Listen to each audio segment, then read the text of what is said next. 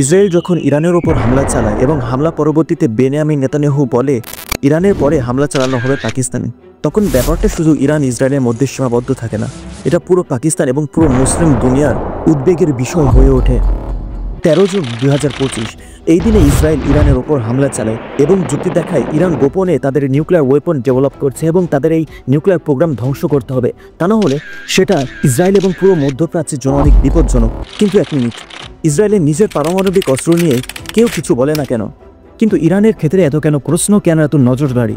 গত বছর ইসরায়েলের একজন মন্ত্রী গাজায় পারমাণবিক বোমা ফেলার হুমকি দিয়েছিলেন, কিন্তু জাতিসংঘ চুপ ছিল, আন্তর্জাতিক পারমাণবিক সংস্থাও চুপ ছিল, কেউই এই বক্তব্য নিয়ে কোনো কথা বলেনি। কিন্তু প্রশ্ন করতে পারো, ইসরায়েলের পারমাণবিক অস্ত্র নিয়ে কেউ কোনো কথা বলে না কেন? কারণটা হলো যুক্তরাষ্ট্র কিংবা ইউরোপের পশ্চিমা শক্তিগুলো কখনোই ইসরায়েলের পারমাণবিক কর্মসূচি নিয়ে ইসরায়েলের উপর সরাসরি চাপ দেয়নি। অন্যদিকে ইরানের পারমাণবিক কর্মসূচি নিয়ে আন্তর্জাতিক চাপ ও সন্দেহ অনেক বেশি, কারণ ইসরায়েল ইরান সহ পাকিস্তানের পারমাণবিক সক্ষমতাকে নিজের নিরাপত্তার জন্য অনেক বড় হুমকি হিসাবে দেখে। তাই ইরান ও পাকিস্তানের বিরুদ্ধে অনেক গুপ্ত হামলা, গুপ্ত মিশনও ইসরায়েল চালিয়েছে। প্রথম দেখায় বিষয়টা একটু অদ্ভুত লাগে, তাই না? ইরান আর পাকিস্তান তো কিছুদিন আগে একে অপরের দিকে মিসাইল ছোড়াছুড়ি করছিল, অথচ যখন ইসরায়েল ইরানে হামলা চালালো তখন হঠাৎ যেন পুরো সম্পর্ক বদলে গেল, পুরনো শত্রু হয়ে গেল বন্ধু। হ্যাঁ, ইরান এবং পাকিস্তানের সম্পর্কে কিছুটা টানাপোড়া ছিল। 2024 সালে ইরান বেলুচিস্তানে ঢুকে হামলা চালিয়েছিল, পাকিস্তানও সঙ্গে সঙ্গে জবাব দেয়। তারপর কূটনৈতিক সমঝোতা হয়, পরিস্থিতি স্বাভাবিক হয়। তারপরে যা ঘটল সেটা বদলে দিল পুরো দৃশ্যপট। মে মাসে পাকিস্তান ভারতে হামলা চালালো, আর তখন ইসরায়েল পাশে দাঁড়ায় ভারতের। জুনে যখন ইসরায়েল ইরানে হামলা চালায়, পাকিস্তান স্পষ্টভাবে ইরানের পাশে দাঁড়ায়। শুধু পাকিস্তানি নয়, সৌদি আরব, তুরস্ক, মালয়েশিয়া, আলজেরিয়া, মুসলিম বিশ্ব এক কণ্ঠে দাঁড়ায় ইরানের পাশে। কারণটা ওরা জানে এই যুদ্ধ কোনো পারমাণবিক অস্ত্রের জন্য নয়, এটা আসলে এক ইসরায়েলের বিস্তৃত পরিকল্পনা। তুমি হয়তো শুনেছ গ্রেটার ইসরায়েলের পরিকল্পনার কথা, কিন্তু এটা আসলে কি? আর কেন এই ধারণা এত বড় উদ্বেগের কারণ হয়ে উঠেছে? গ্রেটার ইসরায়েল পরিকল্পনায় ইসরায়েল তার সীমানাকে অনেক বড় করতে চায়। প্যালেস্টাইন তো বটেই, লেবানন, সিরিয়া, ইরাক, জর্ডান, এমনকি মিশরের কিছু অংশ পর্যন্ত ইসরায়েল চায় তাদের অন্তর্ভুক্ত করতে।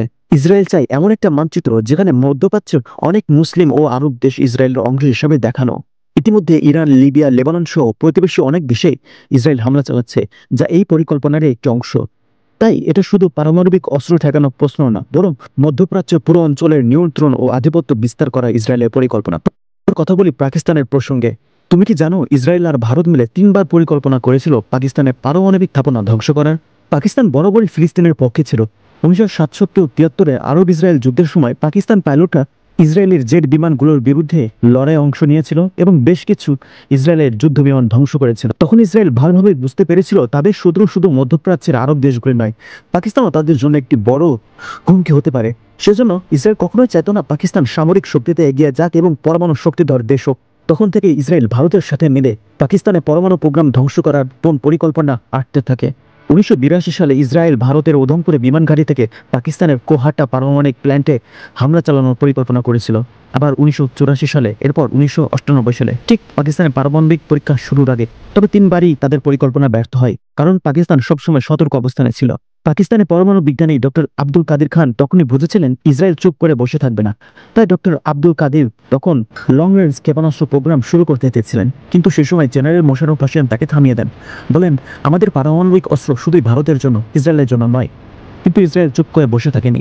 ইসরায়েল মনে করত পাকিস্তানের পারমাণবিক অস্ত্র ইসলামিক বোমা, যে কোনো সময় তাদের বিরুদ্ধে ব্যবহার হতে পারে, যা তাদের অস্তিত্বের জন্য বিপজ্জনক। তাই তারা পাকিস্তানের পারমাণবিক সক্ষমতাকে ধ্বংস করার জন্য ভারতের সাথে গোপনে হামলার ছক কষে। 1968 সালে প্রতিষ্ঠার পর থেকে ইসরায়েল গোয়েন্দা সংস্থা মোসাদের সঙ্গে তাদের ঘনিষ্ঠ যোগাযোগ ছিল। এই 2 গোয়েন্দা সংস্থা একসঙ্গে পাকিস্তানে বিভিন্ন গোপন অপারেশন চালিয়েছে। দরিদ্র অসচেতন কিছু পাকিস্তানিকে কাজের লোক দেখে গুপ্তচর হিসেবে নিয়োগ দিয়ে মোসাদের এজেন্টরা পাকিস্তানের গুপ্তচর বৃত্তি ও সন্ত্রাসী কার্যক্রম পরিচালনা করেছে। ইরানের চাবারের বন্দরের কাছে এক গোদামঘর থেকে 141 জন গুপ্তচর গ্রেপ্তার করা হয়েছিল, যার মধ্যে 121 জন ভারতীয় এবং 20 জন ছিল ইসরায়েলি। তাহলে এখন বুঝছো কেন পাকিস্তান ইরানের পাশে? এটা শুধু কূটনীতি নয়, এটা পাকিস্তানের জন্য অস্তিত্বের লড়াই। কারণ আজ যদি ইরান আক্রান্ত হয়, কাল পাকিস্তানও হতে পারে।